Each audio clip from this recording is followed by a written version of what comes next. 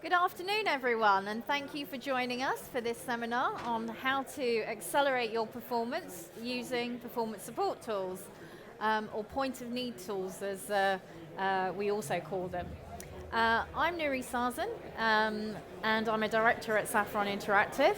Prior to joining Saffron, my background is really in consulting. I was working in the Big Four consulting arms, and lastly was a partner at KPMG, leading their people services business in London and Eastern counties. And I've also held in-house roles, so global roles at BB and also regional roles at Lend-Lease. So I've kind of seen people issues from both the consulting side, in-house, and now as a supplier of services again, but in specifically the learning field. I'm joined today by my colleague Isabella. Hiya, I'm Izzy. I'm an instructional designer and project lead at Saffron, so I work closely with our clients to develop content, a lot for e-learning, but also more recently for performance support tools. And as a project manager, I also project manage delivering the technical build of those products.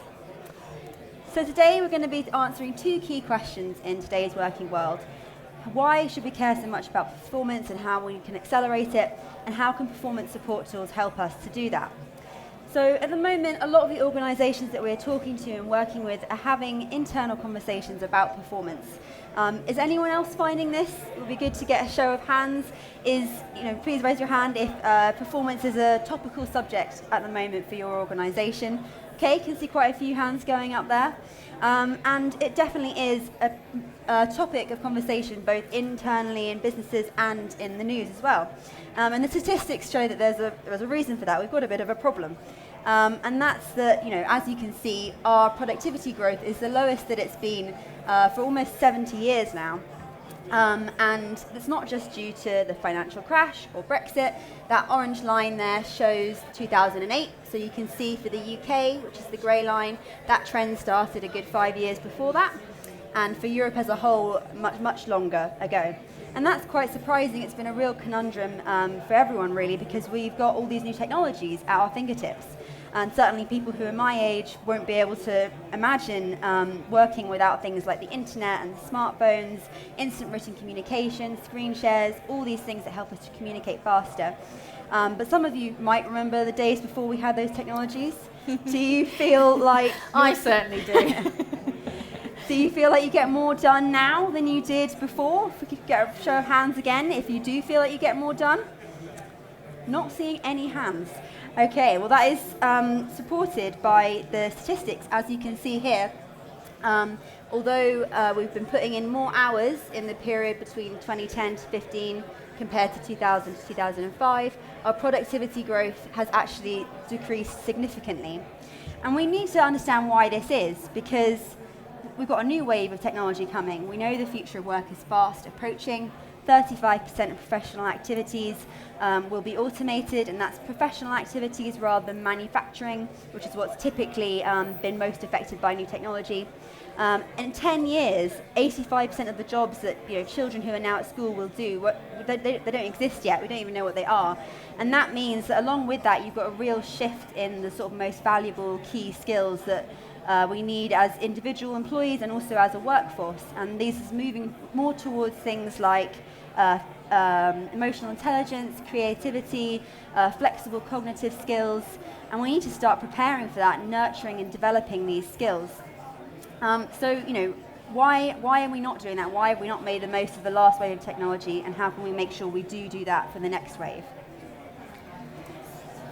So one of the key reasons why we're not actually more productive, despite all of this technological gadgets and enablement tools that we have around us, is because of cognitive overload. So learning, as you know, requires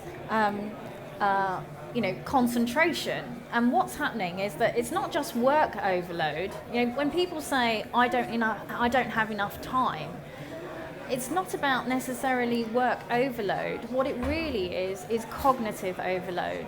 And what that means is that it's about how much information can you actually process. Okay, so as we're sitting here eating, breathing, our brains are actually doing a lot of work already. And it has a safety mechanism. When there's too much stimulus actually being directed at the brain only lets through a very small amount. Obviously, we all know that the brain itself is very large once you get underneath that initial layer, but there is a stopping mechanism. There's a safety valve almost, making sure that only that amount of information that can be processed is processed. So this is actually what most scientists now are actually diagnosing as a real issue.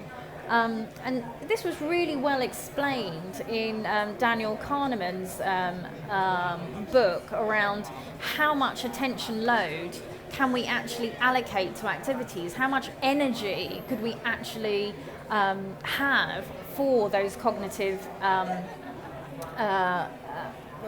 processing. And obviously learning it takes a huge amount of energy to actually learn something new or something different, or to be, develop your skills in a certain way. And although Daniel has written about this, it's been recognised really for quite some time by very, very successful people. And these are some of the coping strategies that they use. So what do these 4 people, do you think, have in common? Does anyone actually recognise all of them? Who doesn't recognise the woman? Her name is actually Carrie Donovan, and she was she's a stylist. She's essentially an editor of Vogue, etc. So what these guys have actually done is they're famous, and what they have in common is that they actually have tried to reduce that cognitive overload in something that's very day-to-day, and it's basically the way that they dress. So I don't know if you know, but Steve Jobs is actually very well known for bringing back the polo neck into fashion, the high roll neck. He always wore that and jeans. In 99% of the videos that you see about him, he wears the same thing. Apparently that's all his wardrobe really held. Same with Barack Obama. You kind of always see him in either a blue or a grey suit. And Carrie, who is a fashion editor, she's always in those glasses, the black dress, and the big pearls. It's her signature. She's not without them. So what are these people doing? They're taking away the thinking about something pretty small that they have to do every day to stop that cognitive overload and help them in terms of focusing on the real choices and the real things that need to grab their attention. And cognitive overload is actually a serious issue for us right now because of the bombardment of the things that we have to focus on. So there's automation coming along. We know that we're in the fourth revolution. All systems, processes within organizations are changing. There's huge upheaval, and people are asked to do less, or rather more with less. And there's a lot of uncertainty. And this is having a real toll on our physical health as well as our mental health. So what's the answer to all this? How can we increase our performance whilst reducing that cognitive overload and maximise our potential to benefit from the new wave of technology that's coming? The answer is twofold, really. We need to reduce that cognitive overload so that we have the time and, more importantly, the mental energy to focus on developing those key skills for the future. And you're probably not surprised to hear that our suggestion for that is to use performance support tools. You might not all be familiar with what these are. It's essentially any tool that you can use at the point of need, when and where you need it, rather than having to do some training or learning in advance that you then need to recall later on. So for example, the calculator, we have them on our phones now, but even the traditional handheld ones, you've got it on you, on your desk, you pick it up, and in a couple of seconds, you've got the answer that you need. You don't need to spend that time and that brain power remembering your times tables, doing lengthy calculations that might be wrong. You can get straight forward to the next bit of your task. And we have a sort of workplace equivalent for this. So Saffron Ease is our performance support tool. It's a context-sensitive help tool. It sits on your device and it recognizes exactly where you are in a system or process, and it helps you complete whatever task you're trying to complete. It provides that help at the point of doing it. And I'll quickly show you a little bit of Ease and how it works. Yeah. So it just sits on your desktop. It's that little panel that's moving around there, and it's out of my way when I'm not using it, but I can open it when I do need it. And so it's recognizing that I'm in Sage. So we can imagine that my company's just started using this new accounting software. Maybe I've had some training on it already, but I haven't used it for the first time. Now I'm using it for the first time. Ease has recognized that I'm in Sage, and it's brought up the content that's been programmed for that system. And that includes tasks that I might want to complete at the top, and also some existing links to existing resources and help. That can be web links, PDFs, Word documents, anything can all be provided within Ease. And as I move over to the sales section of Sage, Ease recognizes that. So it's not just knowing what I'm doing or what I'm using, it's also where I am within that. And it will recognize that and provide me with some help for the tasks that I might want to complete. In this case, let's say I want to create a new sales invoice. So I've gone to the sales section because I remember that from my systems training, but actually I don't really recall much more than that. So I'm going to open this step-by-step guide that's going to take me through exactly how to do the task, show me using screenshots where everything is on the page, and I can just follow the instructions. So you can see 1, 2, 3, the steps along the top, and I can read those instructions. First, I need to open a new invoice form. I can expand the screenshot. Now I know exactly where the button is, where to go, and I can open that and then bring Ease back in to help me fill out the form. So, and I'll move on to the next step, and now I've got the help right there to tell me what I need to be filling in, what it means when it asks for a reference or a description or notes, what the key information I need to put in, and where I need to refer to another system for that. It can give me the link to that straight away. So I don't need to then ask someone, where's the link for this? I don't use this very often. It's all streamlined for me in the process. So yeah, you can see there I'm opening my other system, I can get the number, the PO number, and then jump straight back in to Sage and complete my task. So I can, go through it like that. And then if the next time I come to do the process, I kind of know the basics. I don't want to read all of those instructions again. I just want a bit of a prompt for the less obvious bits. I can open up Ease and just click on the little question mark on the side panel. And that will bring up localized help. So you can see there I've got little question marks on different parts of the screen. Again, these are the bits that are the least obvious, so the description. What should I be putting in the description? Well, now I can just hover over it and it will tell me, and that means that I know I'm putting in the right things. I don't need to ask someone.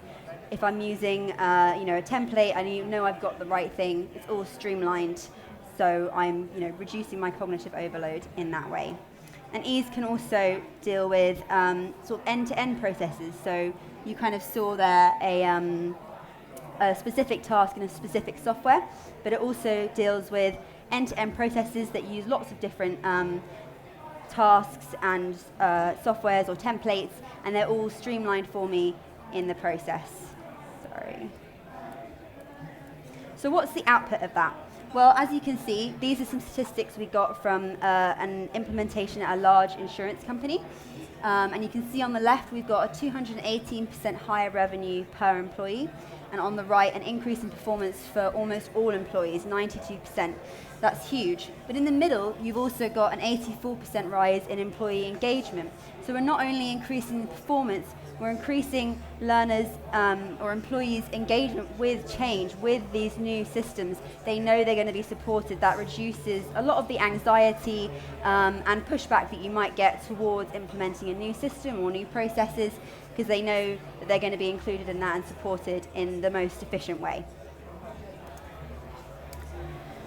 So Izzy has shown you how you can deal with either new processes, new systems adoption, to ease that user adoption, and how putting ease into the actual workflow can increase productivity, engagement. It's essentially speeding up those routine things that you need to do to get your job done, and making life essentially easier for you so that you've got time to essentially learn new skills. And as humans, we actually like developing new skills. It invigorates us. And unlike the rest of the animal kingdom, we have curiosity. We want to learn, and we want to actually get better as people. So essentially, how do we, we all know, I think you are learners yourselves, as well as having to service your the learning needs of your organisation. And how do we typically do this? We manage to carve out some time, for example, for a 1 or 2 day retreat, say, let's call it leadership training. And we go to that, we really enjoy it, we're motivated, we're excited, when we come back, we're going to change the world. You might even actually do a plan of action. You might even talk to your team when you get back and energize and motivate them too. And then what happens?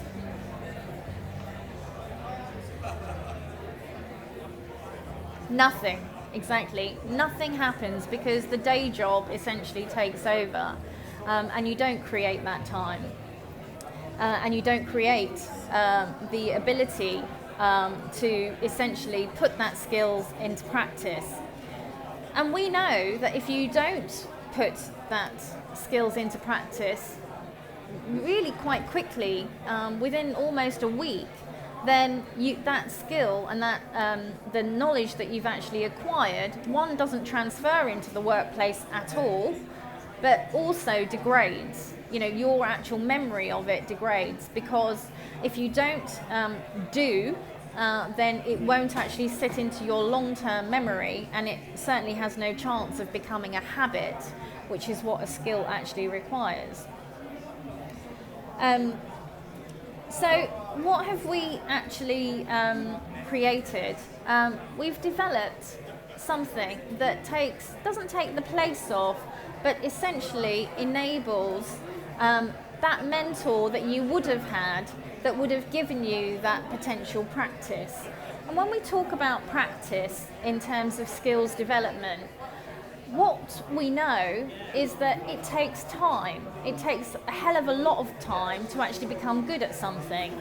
So I don't know if you know about Hayes. Have you heard about how long it takes to actually acquire a skill, even if you have a potential natural ability? Guess. Any guesses? 2 years? 5 years? No? That's it, yeah, exactly.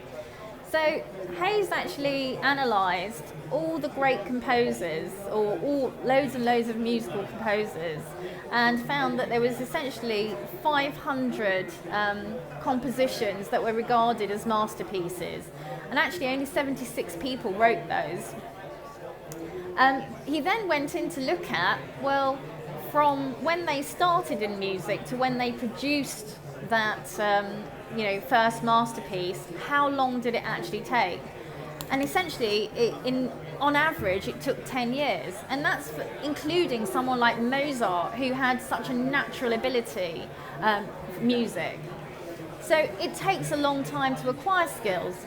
But what's happened is that further research has been done, and what's been shown is that it's not about practice in itself. So it's not doing the same thing over and over and over again that actually gets you better at a skill.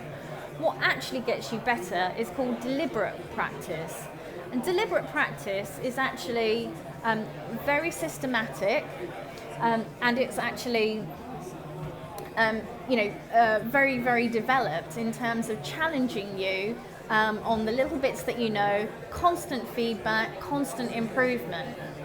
Now, when we get back to our desks, in the traditional world, we'd have a manager, a mentor, who was essentially guiding us through that and giving us that deliberate practice. We had apprentices that would have to hone their skills and spend time in that apprenticeship honing their skills.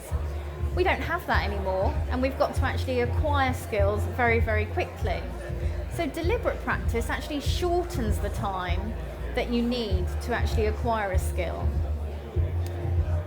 And so what we've developed is SkillsBot, who essentially is an AI-enabled chatbot, but instead of just being a question and answer kind of search engine, which a lot of the bots are out there, this essentially allows you to hone your skill. So you have a conversation with it in the same way that you would have.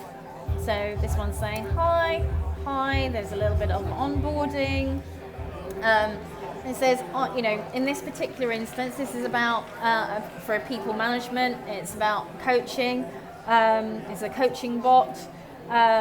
Are you preparing for an upcoming conversation? You say, I am, or you say, not right now, in which case it might ask you, well, when are you preparing? When do you have a difficult conversation? You might say 7 days' time. Well, it will knock on your door in 4 days' time, for example, and say, have you prepared for that conversation yet? Would you like to do so now? So, it says, let's make sure that your mentee gets the most out of your conversation. So let's do it. And then it says one of the best ways to prepare is to put yourself in the other person's shoes. So the bot is going to be the coach and you're going to be working through one of your personal goals. So again, it's making you put into action the learning that you've potentially learned at a face-to-face session. And it's also giving you those behavioural nudges to do that. If you're not ready for it now, it will actually nudge you in a few days' time. So it says, to start any potential coaching conversation, you need to establish the goal. Yeah, makes sense. So what objectives have you set for yourself? Maybe to do this presentation well.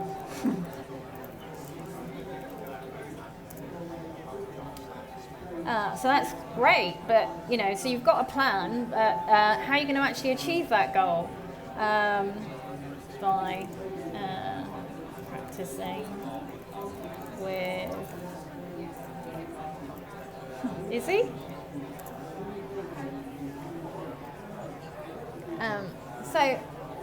And then it's sort of teaching you. So unless your mentee has actually thought long and hard about it, then it's going to actually be quite difficult. So, go through those SMART objectives. So, maybe tell me more about it. And essentially you can put in a video here of, so that they can watch a small clip of, 2 minutes or something, or a minute of exactly what a SMART objective is. And then it goes on in terms of saying, well, how likely do you think you're going to achieve that goal? You can rate it and say, I'm not really that confident. So it's teaching you essentially on how to guide your own mentee through that conversation, and essentially helping you to practice that skill. And it goes on, obviously, it will send you push notifications in terms of when your conversation is going to happen. It will ask you a day after the conversation how it went, what you did well, what you didn't do so well, what did you learn from it, what would you do better next time.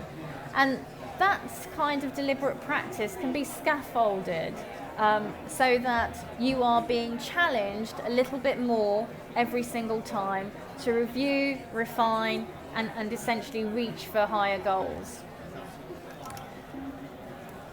So that's one way of accelerating skills acquisition. I wouldn't say it was the only way, but it's certainly a useful tool to have up your sleeve. And the outputs where productivity tools like this and practice skills are put into the active workflow of an individual have been shown, and this is from Towards Maturity in CIPD. The research shows that 65% of managers who do provide that kind of activity in the workflow have essentially, in the top deck of companies, have increased productivity by an average of 30%. So this is generalized across all of the top performing companies that they've assessed. Whereas the previous one that we showed you for ease was an actual implementation that we did for an actual insurance company. Oh, nope. Jumped ahead. So just to summarise, we talked about how we need to reduce cognitive overload, make our daily practices more efficient, more streamlined, so that we've got the time and brain power, most importantly, left over to start focusing on those things that we're going to need for the future, those soft skills, using something like chatbot and using something like ease in combination to achieve that goal of accelerating performance both now and in the future, sort of simultaneously.